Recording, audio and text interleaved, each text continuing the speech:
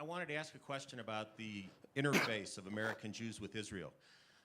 In America today, most Jews interface through organizations, the UJC Federation Movement, which provides financial support to Israel, and increasingly now AIPAC, which provides political capital. I guess I wanted to get your thoughts as to the greatest strengths and the greatest weaknesses, or just get an overall assessment.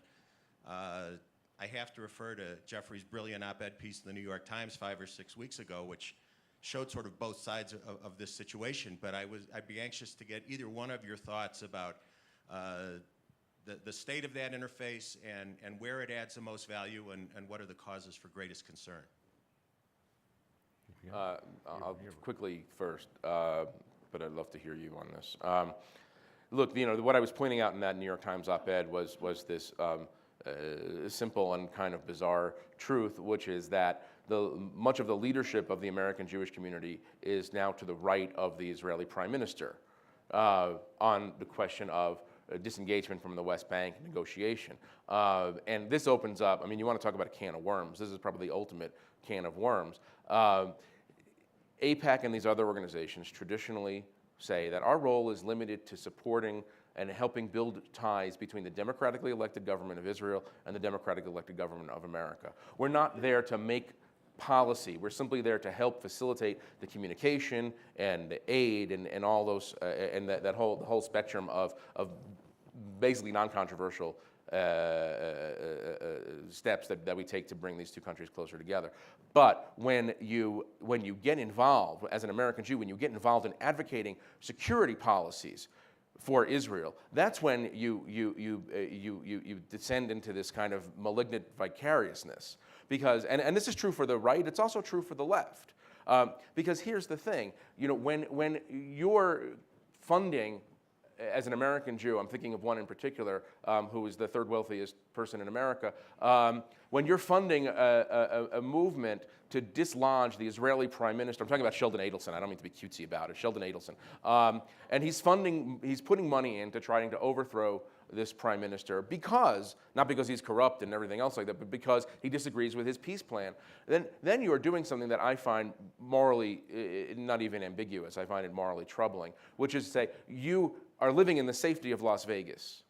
You don't have Palestinians on your border. You're not within range of Iranian missiles. You're not within range of Syrian missiles. You're just deciding for yourself that I think this is the best thing for those Jews over there, that they continue to occupy the West Bank. The same is true on the left. People who argue from the safety of New York, from the safety of Los Angeles. I think what the Israelis should do is immediately pull out of the West Bank. They're not going to suffer the consequences if they're wrong.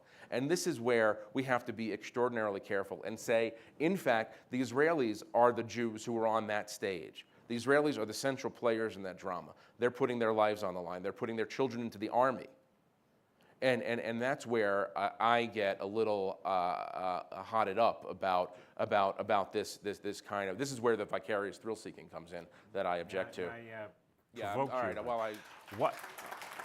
I just need to calm down for a second. I understand your point. It's a good point. I wonder, why were you not troubled when in 1999 a group of American billionaires unseated an Israeli prime minister and actually overtook the country with many, many millions of dollars? I was. So I think I'm no friend or supporter of Mr. Edelson. I never met him.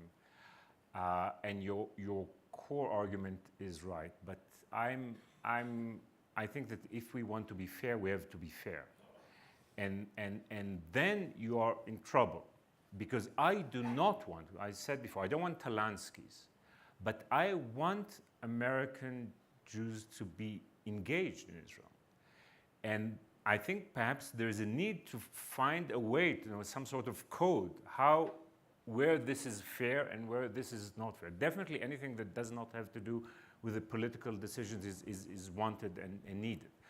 But I do not want to exclude, I don't think that it's immoral for a dovish American supporter to support peacenik candidates, and I don't think it's inappropriate for a hawkish one to support hawks. There are there are moments that you see this is distorted. And I think we need to balance it, to look at the thing. But I think it's unfair to allow one side what you don't allow the other side. No. I'm all for deep American involvement in Israel, and I don't just mean on the level of supporting Hadassah. I mean, it'd be engaged politically in support of the goals of the elected Israeli government. That's fine. I just think if you reverse this, if you saw Israeli billionaires surreptitiously sneaking money into American campaigns to undermine candidates they don't like, I think you know what the reaction would be, and that would be justifiable. And I think at a certain point, American Jews, we have to recognize that we are not one, as UJ always says. We're actually two. We might be close cousins, but those guys are on the front.